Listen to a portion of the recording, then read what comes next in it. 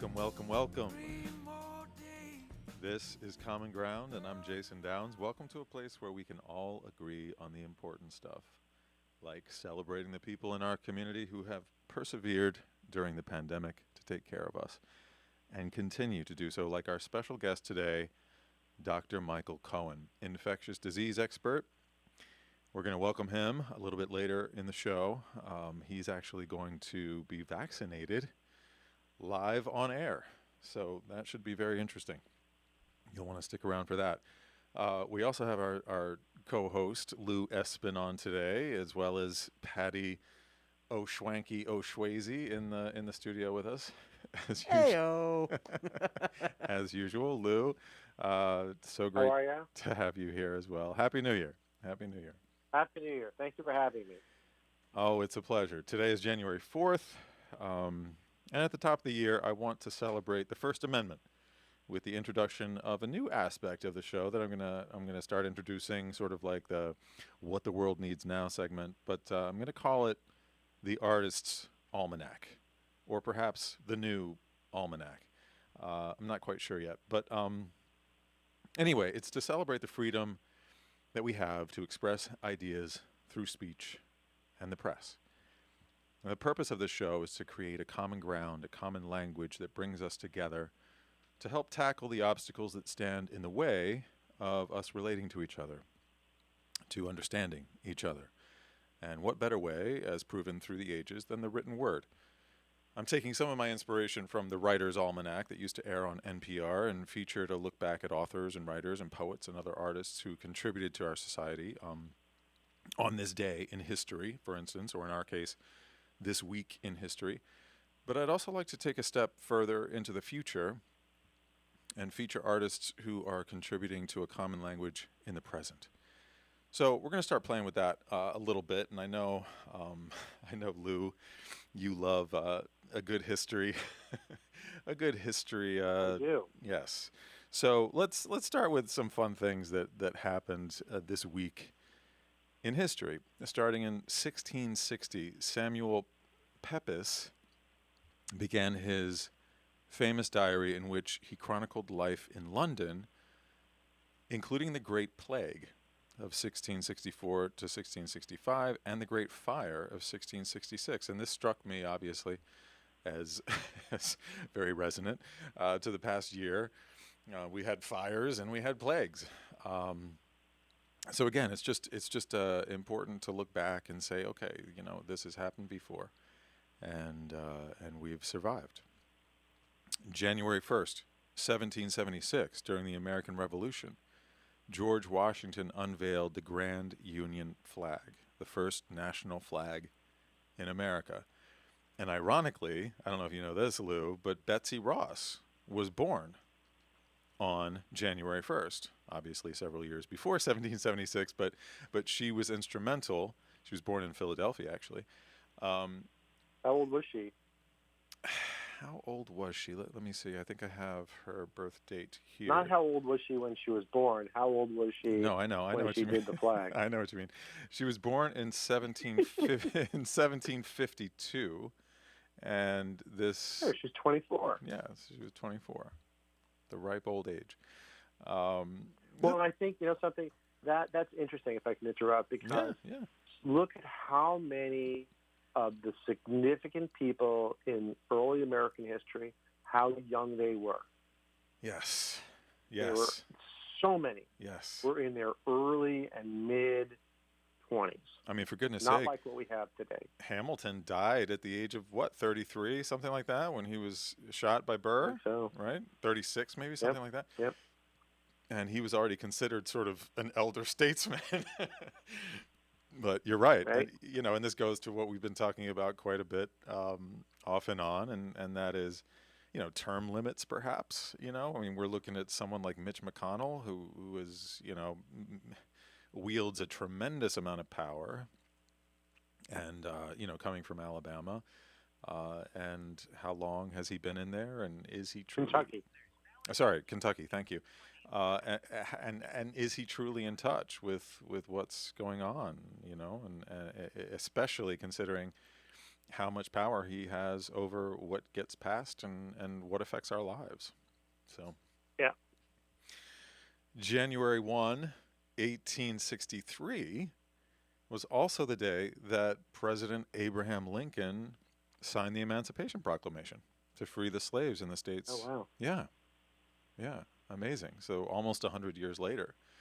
Um, so another huge, huge part of our history there. And January 1st, 1892, interestingly, is also when Ellis Island in New York Harbor opened, which over 20 million new arrivals to America were processed until it closed. Including my 4 grandparents. There you go. And where did they come from? Eastern Europe. Okay. Yes. It closed in 1954. Oh, wow. After welcoming 20 million new Americans. So pretty amazing. Now, again, also something I found interesting to correlate to what's going on in our politics currently. January 1st, 1975, during the Watergate scandal, former top aides to President Nixon, including Attorney General John Mitchell, Domestic Affairs Advisor John Ehrlichman, Chief of Staff Haldeman, were found guilty of obstruction of justice on January 1st, 1975. Right? So, I mean, right? Because also 3 days later, I'm sorry, a year earlier on January 4th, 1974. Okay, so they were found guilty of obstruction 1 year later on January 1st, but the year prior, President Nixon rejected subpoenas from the Senate Watergate Committee seeking audio tapes and related documents. Does that sound familiar? Another interesting birthday today, like Betsy Ross, was also Paul Revere. January 1st, yeah. 1735, born in Boston, Massachusetts, best known for his ride on the night of April 18, 1775, warning Americans of British plans to raid Lexington and Concord. And what year was he born again? 1735. Oh, so he was a bit older when he made his famous rise. Yes, he was 40 years old. Right. 40 years old. So that's... And he actually lived until 1818. So he kind of he lived a long life for right 1700s. Okay, January 2nd, 1960, Washington D.C. Senator John F. Kennedy announced his intention to seek the Democratic presidential nomination. Interesting. On this day, President George Washington, in 1790, delivered the first State of the Union address. Kind of a beautiful thing.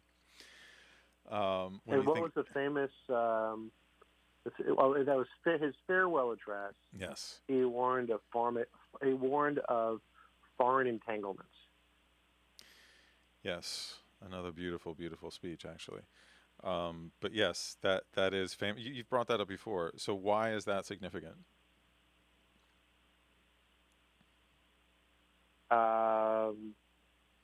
Because of the influence that foreign countries can have, probably on our domestic peace and quiet, which we recently found out has happened through cyber attacks, right? Yeah. Yes, indeed. As well as this sort of entanglement with the Ukraine, and we've already brought up some correlations to the impeachment. But lots of. I mean, again, I think it also speaks to just there's nothing new under the sun, as well, which I kind of find, excuse me, some comfort in a way.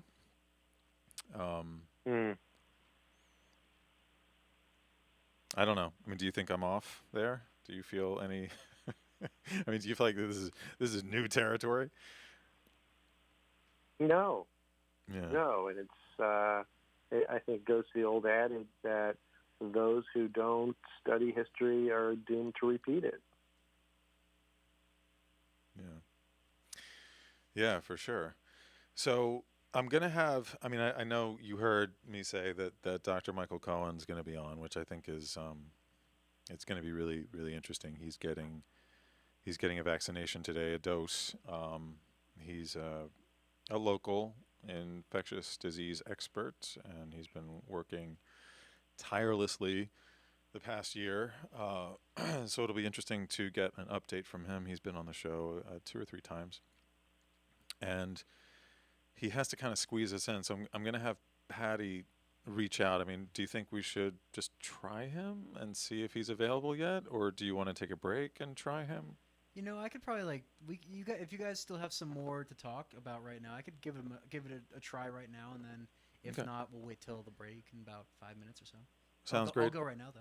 Sounds great. Okay. All right, you got carry on. Okay.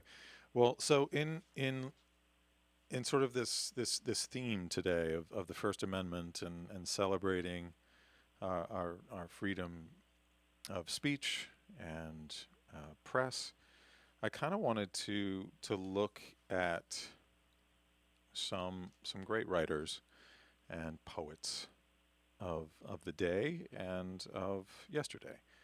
So who were born this week? I mean, that's the tie-in. Mm. So interestingly, we have many people, like Cicero, for instance, was born this week.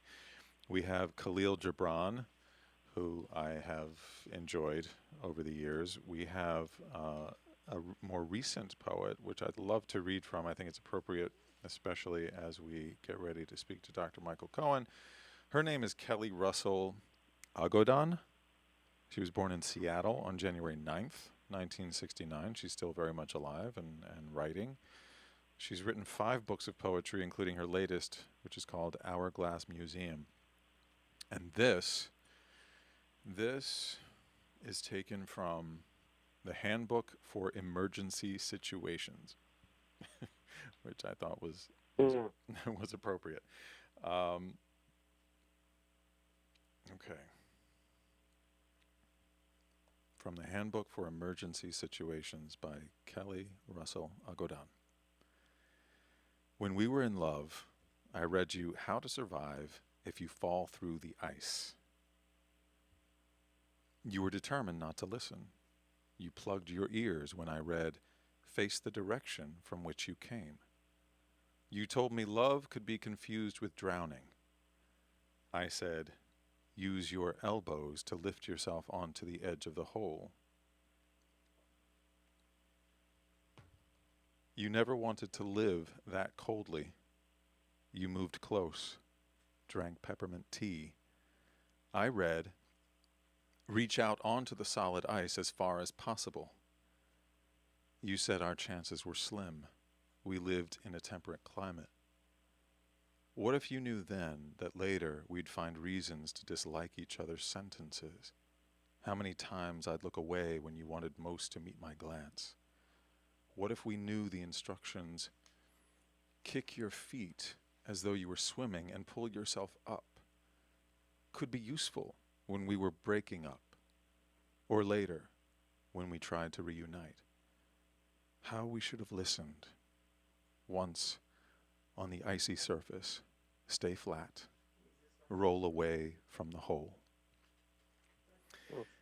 And that was, I know, right? Isn't that, it's just, that's Kelly Russell Agodon, and she was born this week in Seattle in 1969. She's a wonderful poet and writer. That was from her Handbook for Emergency Situations.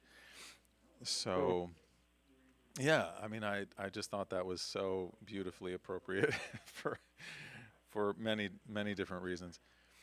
Hold on, we're hearing, Patty might have the doctor. I think that means we have Dr. Michael Cohen on the line. Well, yes, it does. Hello. Hi there, Jason. How do you do, sir? How do you do? Thank you so Oh, much. Thank you so much we're all hanging in there. Yes, yes, indeed. Okay, so where are you in the process? I've been telling everyone obviously that you're taking a dose of the vaccine on air today. Are you Yes. moments away? Are you? Well, they are getting me my vaccine. Yes. I am at Palmdale Regional Medical Center, and this is my second dose, so this would be my booster dose, Okay. which for Pfizer, with the Pfizer vaccine, you get that 17 to 21 days after your first dose. Okay. And so based on their data, which is really good, and it really looks like a very safe, effective vaccine, 2 weeks from now, I will be 95% less likely to acquire COVID, even in real-world circumstances, without a mask, but I will still be wearing a mask, of course. And even if that 5% chance I do get it, what they found in those studies is really no serious illness, so it would be a mild disease. So my chance of dying from COVID with this vaccine, based on their study data, which was pretty extensive, is almost zero. So I'm very happy about that. Wow, that is exciting to hear for me and for many of us. So do you need another booster then before you become essentially risk free? No, so the Pfizer data was based off the second shot, the Okay. booster. So basically, they looked at their study subjects 14 days after that second shot. Okay. And that's when they felt you really reached peak immunity. So again, you're going to do a shot. You'll do another one in 3 weeks. And then 2 weeks after that second shot, you should be immune and much safer from this dreaded virus. Wow. So how do you feel? I mean, how did you feel when you obviously got the first one a few weeks ago, right? 2, 3 weeks ago. So the first shot was very liberating. Probably the most hope I've had in a long time, especially considering now things seem to keep getting worse in the hospitals. I did not have much in the way of side effects, basically just a little arm tenderness. For me, it was pretty much the same as a flu shot. Now, Pfizer does state that there is increased chance of maybe low-grade fever, some achiness after the second shot because you already have some immunity already. Mm-hmm. And so tonight I'll probably take a little Tylenol and I'll be good. Exciting, so exciting to hear. And I really appreciate you doing this with us on the air. So I guess, once they bring it in, you can kind of walk us through the process. I'll hand over the reins to you. But until they do, You guys know how long? say again? Now they are waiting. They keep it very fresh here, so it's coming directly up from pharmacy. Gotcha. So we were waiting for one of the pharmacy people to bring that vaccine. So are you finding that that people are afraid or apprehensive about the vaccine still? Are you getting a lot of those? So I've done a couple of talks, and I've really been asked by on the behalf of nursing homes where they've actually interviewed a lot of their employees, and at least half say they will not take the vaccine. Wow. So I think, and a lot of it is just lack of knowledge, and we have, great science and knowledge on this. And so first of all, what I tell them, this is not novel. These mRNA vaccines have been worked on for at least 20 years, going back to the beginnings of Ebola and the initial SARS. And so it's kind of a well-honed technology now. It's just pushed out so quickly because we need it so quickly with this emergency we're in. So the next thing I tell them is there is some myth out there that this is going to change your genetics or make you some kind of hybrid. And that is not the case at all. mRNA is just a messenger. Our body makes mRNA from DNA, and then that mRNA goes and makes the protein. And in this situation, we just have one very pure piece of mRNA that's going to make that COVID coat protein. Okay. And there's some real beauty in that in two ways. One is that when that's made, it's made in your cell. And when your body makes that protein in your immune cells, these immune cells, we call dendritic cells, can really present it to your whole immune system. So your immune response is much better. And that's probably why we have such a great efficacy rate in this vaccine. the other beauty of it is it could be made a lot faster and a lot cheaper than a protein vaccine. And I think what we'll find in the long run is there's actually, even though there are some allergic reactions now, there will probably be less allergic reactions than a typical protein vaccine. Oh, okay. So it's definitely not a novel thing. It's been in development. It really, in my mind, is going to be the future, particularly of antiviral vaccines, because you will have better immunity and it's easier to make. And we might have to do this again on the fly. Who knows, with the next coronavirus. I have Lou Esbin co-hosting today, so he may chime in with a question as well. I want to give him a chance because this is exciting stuff. But you said a moment ago that for instance, one of the half the workers in a senior center or a nursing home. This was a nursing home, yeah. Okay, so you were talking about the staff that was only this half. This is the staff, correct. And is yes. that do they have that choice? I mean, are we? I mean, I guess this is touchy. I believe, as of right now, as far as I'm aware, everyone has that choice. You have the choice in the hospital to refuse this vaccine or take it. I think in the hospitals, particularly amongst the nurses and physicians who are in direct contact with all this misery, there's been a very high acceptance rate because we see the reality of COVID. But if you don't see that day to day and you have some misinformation or just no knowledge at all, you might be a little bit afraid of a vaccine. But, humanity has progressed with the influenza vaccine and the measles vaccine and the polio vaccine, these horrible diseases that are basically gone now. Right. And so I'm hoping COVID will be the same. And I think our only way out of this back to a normal situation is through the vaccine. Well, that's one of my biggest questions, I guess, for folks that you are actively treating who are in the hospital with COVID and are suffering, as you say. Does this vaccine help them? Does it cure them in any way, or is it just preventative? You ready? Yeah. So I'll finish with that, and then I'm going to get a needle stuck in my arm. Okay, yeah. Please walk us through. Once you have the virus, at that point, the vaccine is not going to help you in the situation where you're ill. You have to recover from the virus. Okay. We do know that there are recurrent infections. You can get it again. You don't develop great immunity. So the recommendation is probably to wait a couple of months after that infection and then get vaccinated so you don't get it yet again. Gotcha. But it's not recommended for when you're actually ill with the virus. And they will ask you, when you get the vaccine, are you having fevers? If you are having fevers at that time, they would probably ask you to delay the vaccination. Understood. Gotcha. Okay, so walk us through what's happening. Are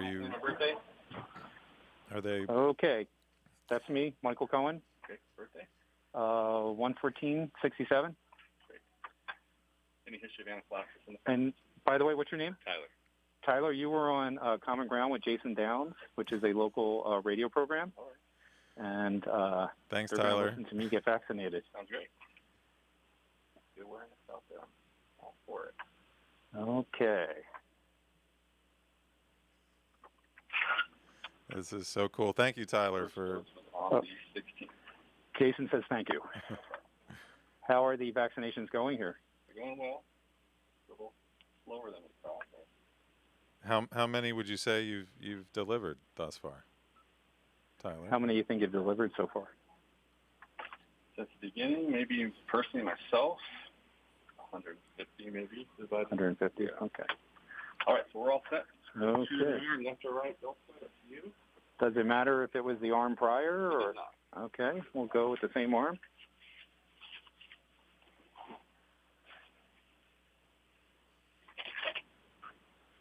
So Tyler is putting his gloves on. Is it a really long needle? It is, what would you say that is, Tyler, about half an inch? Yeah. That needle? This is 1.5 inches, actually. Oh. 1.5 inches.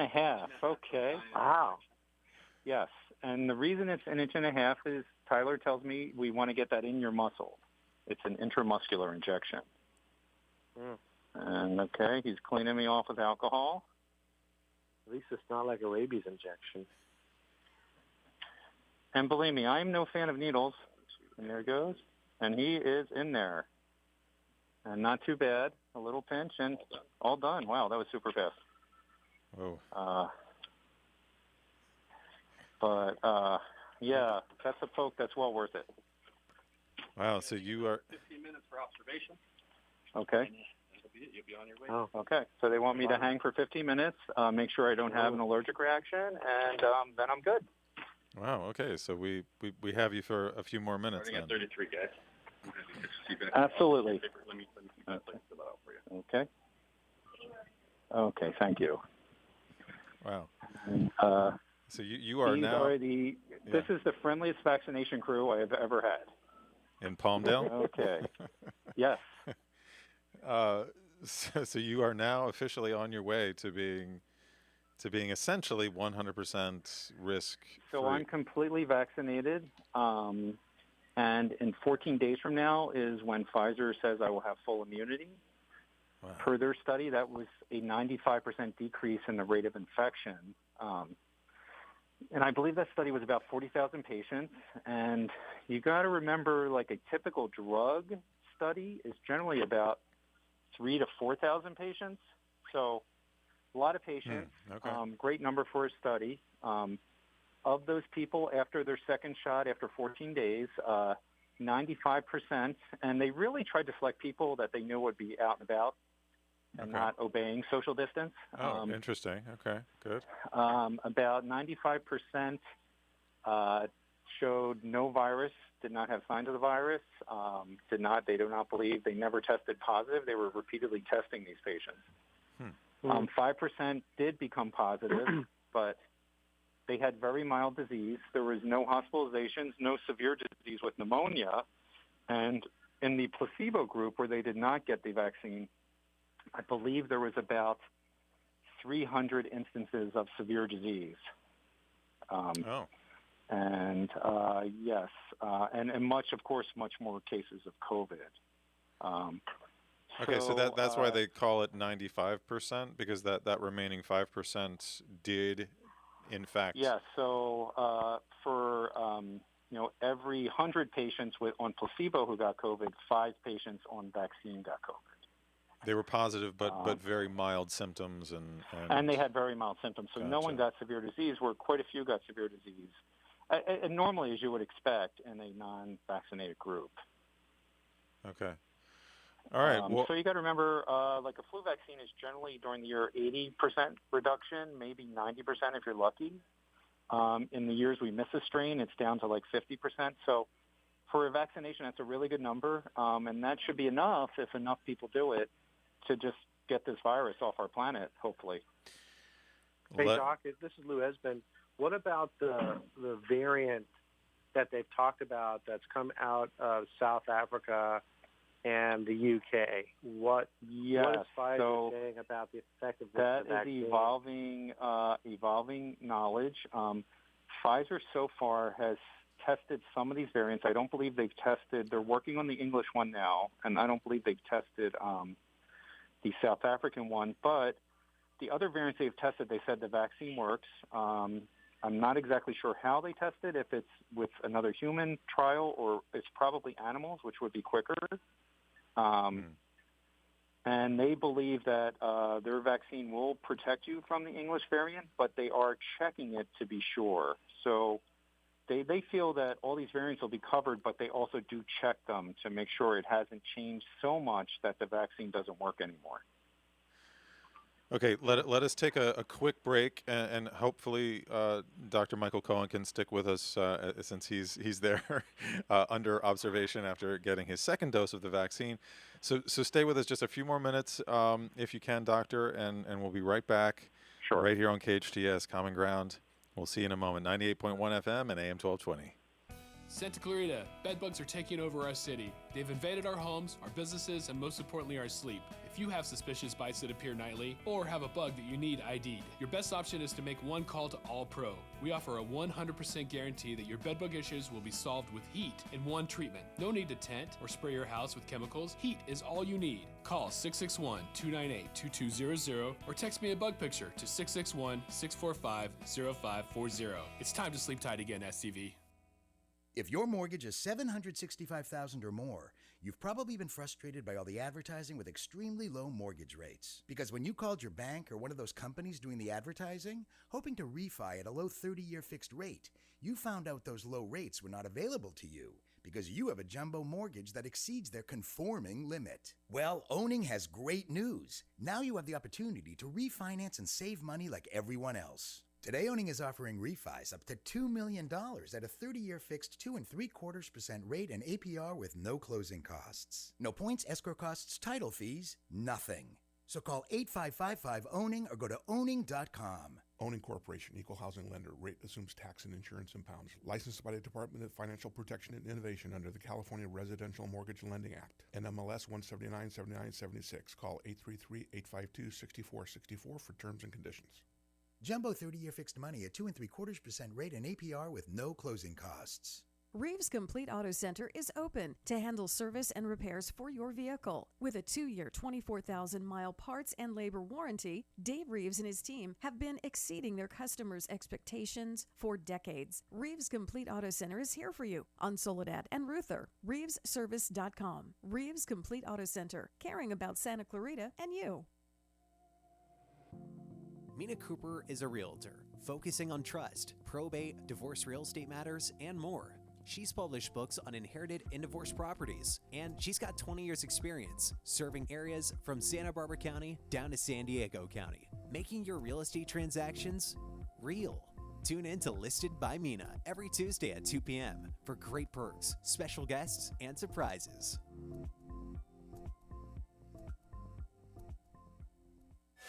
Your hometown station, KHTS.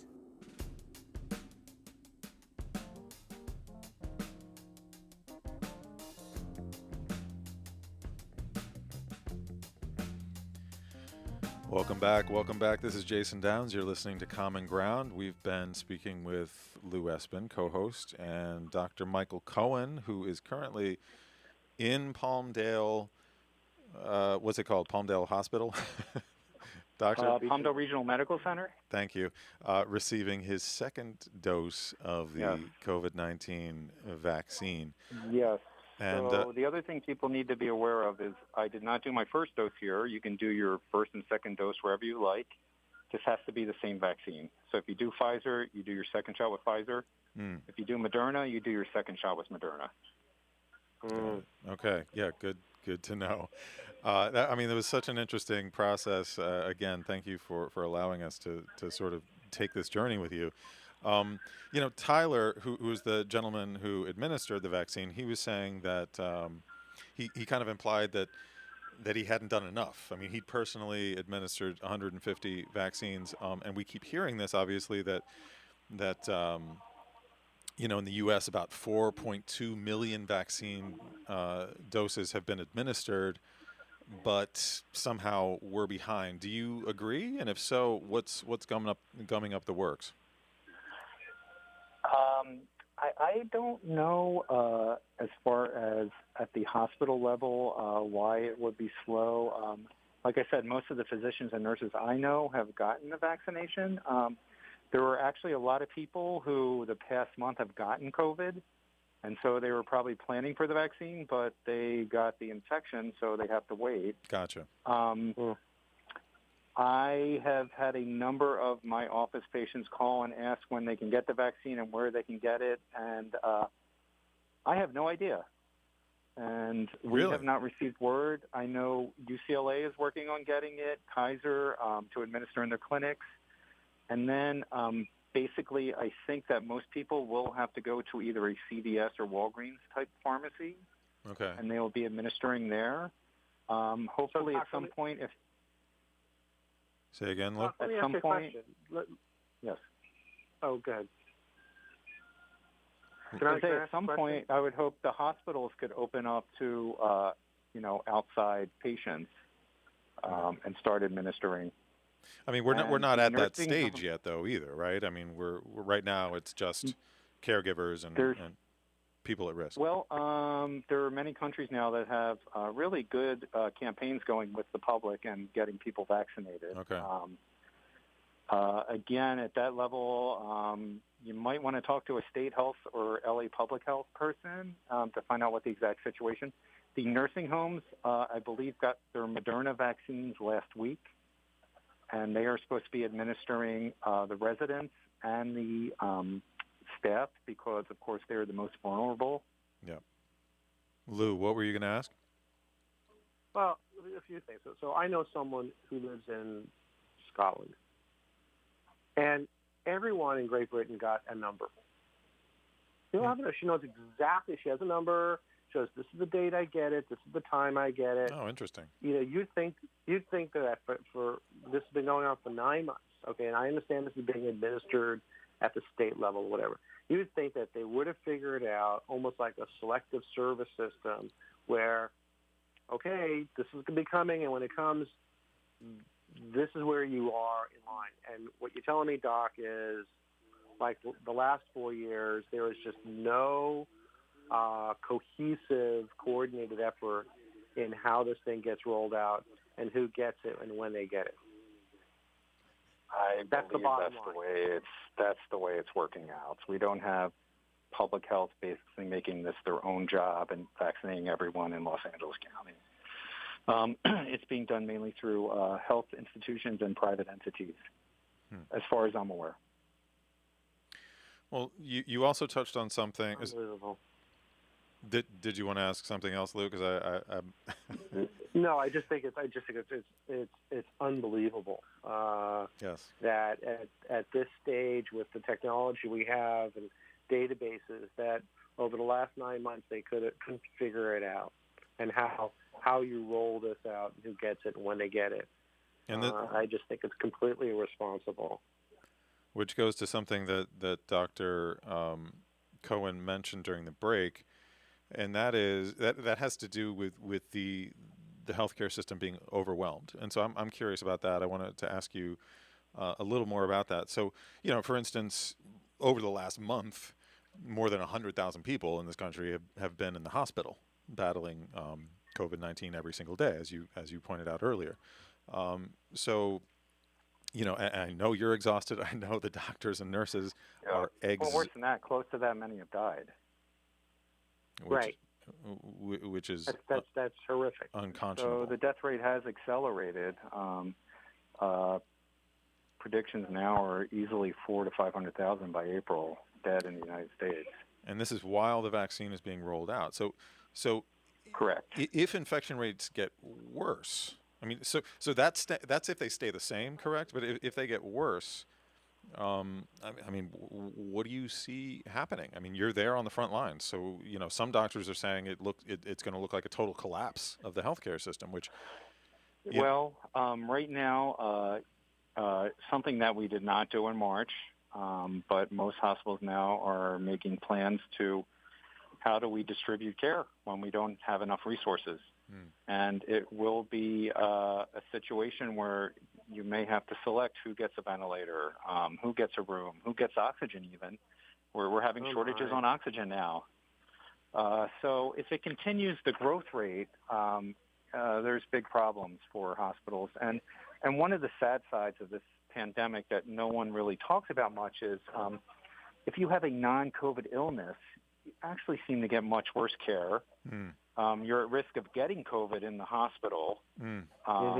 A lot of surgeries have been stopped or delayed because of COVID. So it's affecting not only the COVID patients, but the non-COVID illnesses are also suffering because of this. Well, I mean, and we generally like to keep things optimistic on this show, or at least I do whenever possible. Yes. Are you feeling optimistic going forward? I mean, having said all of that? I've been optimistic the whole way through.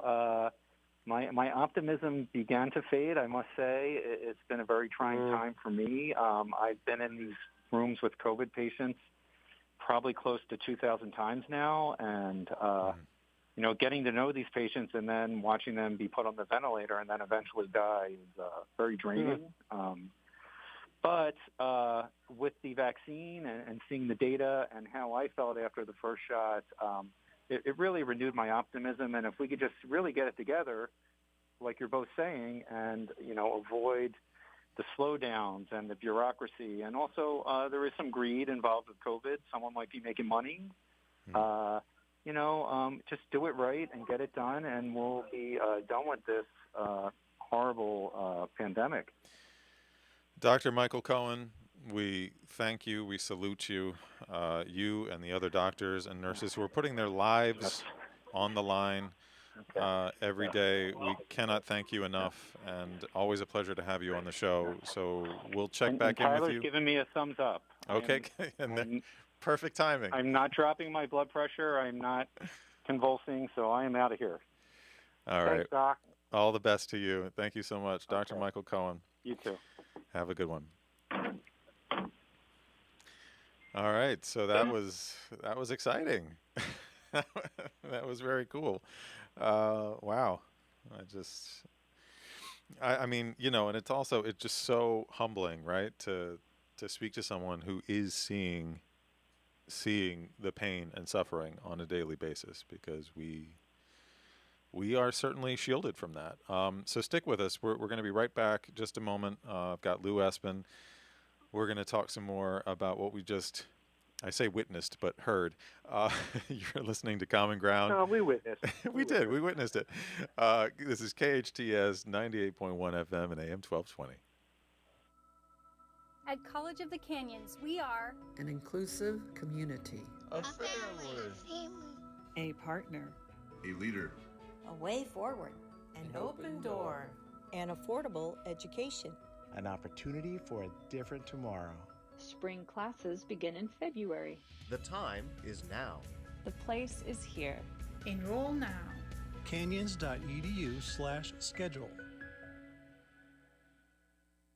If your mortgage is $765,000 or more, you've probably been frustrated by all the advertising with extremely low mortgage rates. Because when you called your bank or one of those companies doing the advertising, hoping to refi at a low 30-year fixed rate, you found out those low rates were not available to you because you have a jumbo mortgage that exceeds their conforming limit. Well, Owning has great news. Now you have the opportunity to refinance and save money like everyone else. Today, Owning is offering refis up to $2 million at a 30-year fixed 2.75% rate and APR with no closing costs. No points, escrow costs, title fees, nothing. So call 8555-OWNING or go to owning.com. Owning Corporation, equal housing lender. Rate assumes tax and insurance in pounds. Licensed by the Department of Financial Protection and Innovation under the California Residential Mortgage Lending Act. NMLS 1797976. Call 833-852-6464 for terms and conditions.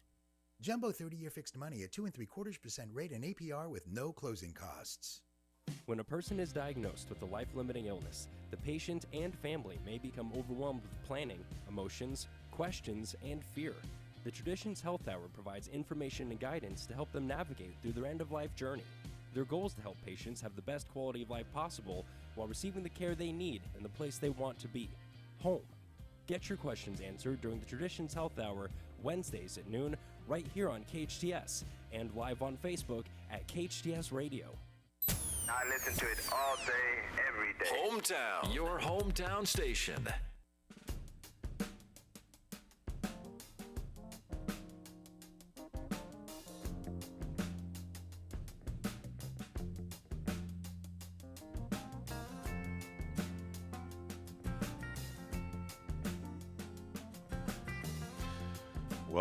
Welcome back. This is Common Ground. I'm Jason Downs, and we just got to recognize one of our local heroes again today, Dr. Michael Cohen, as he received his second dose of the COVID-19 vaccine out there in Palmdale.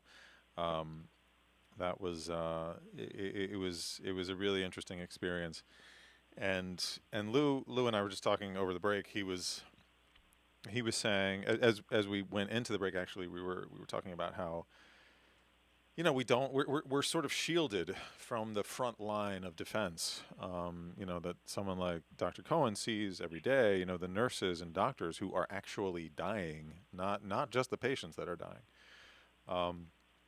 And Lou, you were saying that we've basically become desensitized to the numbers.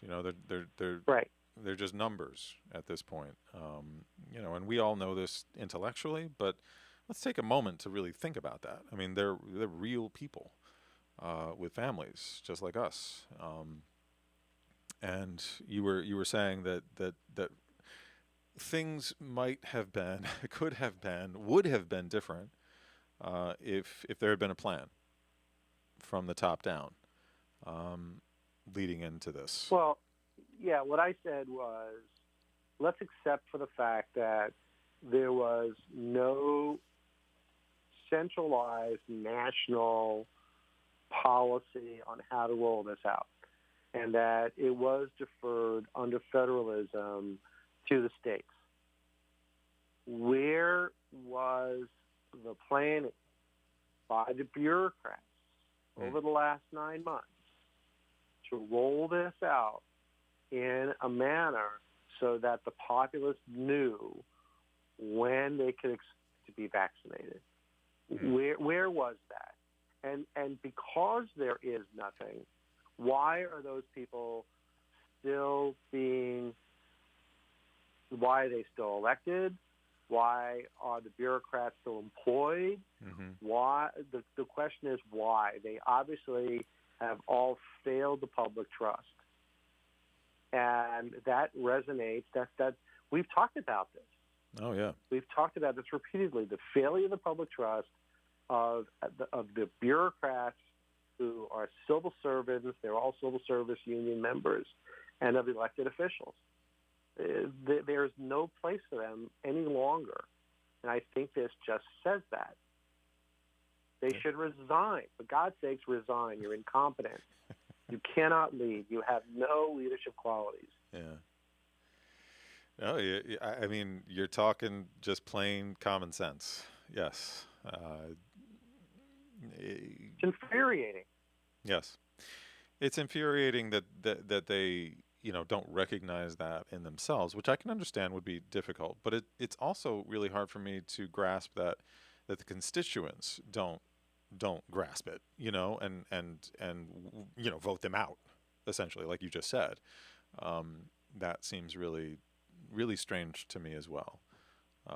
Well, and when Gavin Newsom gets up there in his press conference, or Garcetti gets up there in his press conference, or even our own Cameron Smythe, whoever the mayor is at this point, when they get up there, why doesn't someone say, why haven't you led a rollout so that your constituents know or should know within some reasonable sense of when they're going to be vaccinated? I mean, Lou, you know this as a leader yourself. Human beings are hard to move. It's always been. And I agree with what you're saying, but I can also put myself in their place and understand how many slips there are twixt a cup and a lip. You know what I mean? Especially when it comes to a diverse group of human beings. I don't know how you, do you feel it's more cut and dry than that? Or do you? I think it's very cut and dry. I think it's, okay, we're going to get a vaccine. We establish a commission, collect the data, and based upon that data, we create a system that people will know based upon where they are upon the data when they could expect to be vaccinated. How difficult would that have been with today's technology? I agree. Yeah, I don't know how difficult that would be. It doesn't sound difficult. It sounds like, again, just good common sense to me. But which we don't have any today in our elected officials or the bureaucrats who are paid their civil service union wages. So speaking of moving people, I want to go back to the First Amendment and this theme of celebrating speech and press through our artists and our writers. Okay, so Carl Sandberg was also born this week. J.R.R. Tolkien was also born this week. He was born yesterday, actually, in 1892. Carl Sandberg was a Swedish-American poet, biographer, journalist, and editor. He won 3 Pulitzer Prizes, 2 for his poetry and 1 for his biography on Abraham Lincoln, which I didn't know. So during his lifetime, he was widely regarded as a major figure in contemporary literature. In fact, when he died in 1967, President Johnson observed that Carl Sandburg was more than the voice of America, more than the poet of its strength and genius. He was America. So let me just read a little bit from what he, just a couple, I think this is actually one passage. I might have combined a couple, but they seemed to relate. A person must find time for themselves. Time is what we spend our lives with. If we're not careful, we find others spending it for us. It is necessary now and then for a person to go away by themselves and experience loneliness, to sit on a rock in the forest and to ask, who am I? Where have I been? Where am I going?